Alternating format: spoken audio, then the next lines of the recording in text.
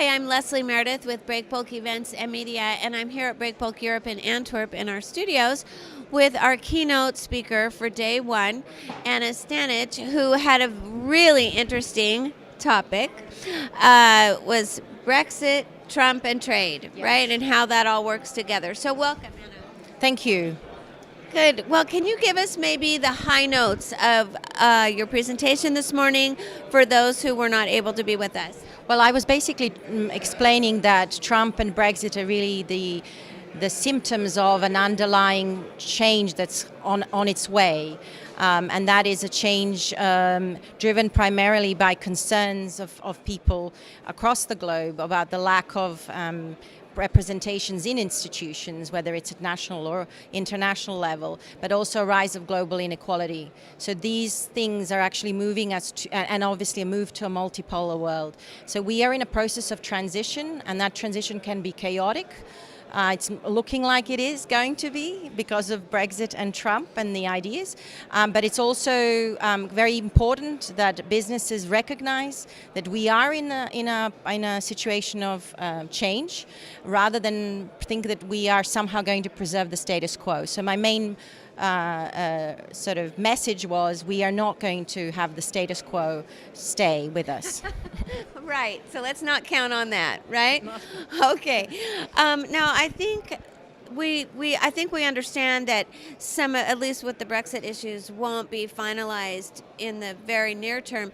But there are things that companies can do to prepare for what will be likely changes. What is your advice there? Well, I think the key advice, in my view, is that actually companies need to get much more actively involved in the process.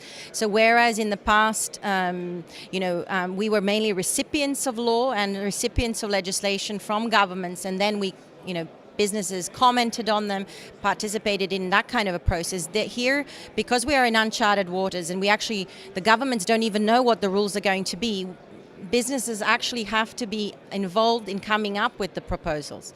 And because Brexit is actually going to be a multilateral, multiple stakeholder actually engagement, because a lot of the things will involve not just the European Union on the one side and the UK on the other, but actually involve other states, whether it's WTO members or any large player, including a company whose business might be affected. All of those things need to be put in within the process of analysis.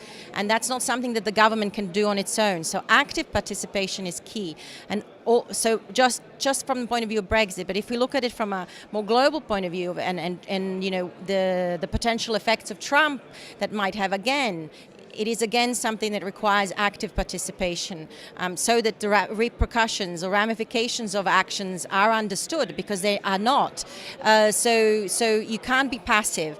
You can't be passive from the point of view of engaging at a legislative level, but you also have to make contingency plans as a business. So you must make sure, I'm convinced that the companies of today that don't take an active role will become the Nokias and the Kodaks in 2 or 3 years' time. I think we are going through a fundamentally radical change in terms of what the rules of the game might be, and people who don't take part in understanding those, that wait passively to receive information, those won't survive.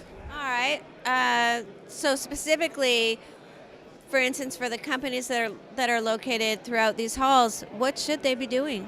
Well, I think they need to themselves do risks analysis, war game scenarios. I've been involved in devising these for companies where we've actually plotted out what the consequences would be of different things playing out, whether it's Trump introducing a certain policy or the UK producing another one, sort of figuring out where to position oneself, and then through associations take a position as an industry, link up with others, find ways to collaborate. This is really an opportunity to actually find a way to get involved, because in the end, as I said, we cannot allow ourselves to be recipients of the information, because it's too complex an exercise for anyone to sit and draw it up themselves.